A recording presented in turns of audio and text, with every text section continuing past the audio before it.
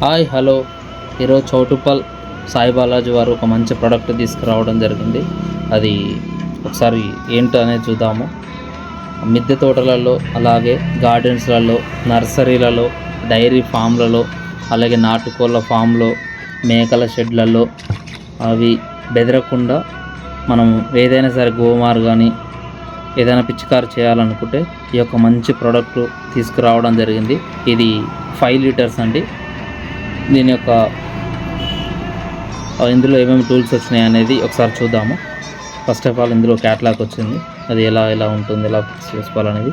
Next వచ్చేసి ఒక pipe వచ్చేసి ఒక మీటర్న్నర దాకా ఉంటుంది. ఒకసారి లాంగ్ లెంత్ కూడా చూద్దాము. ఎందుకంటే ఒక దగ్గర హ్యాండ్ పంప్ చేసిన తర్వాత ఎంత లాంగ్లో మనం స్ప్రే చేయొచ్చు ఒక హ్యాండ్ నుంచి పట్టుకొని అనేది మనము చూద్దాము. అంత లాంగ్లో ఉంది, సరిపోతుంది మనకు. దీనికి గన్ను కూడా మనం ఫిట్ చేసి చూద్దాము. దీని నెంబర్ టూల్స్ వచ్చాయి. నెక్స్ట్ వచ్చేసి ఇందులో ఇది మెడకి వేసుకోవడం వల్ల ఎంత లెంత్ సరిపోతుంది అనేది ఒకసారి వేసుకొని చూద్దాము. ఇలా సరిపోతుంది.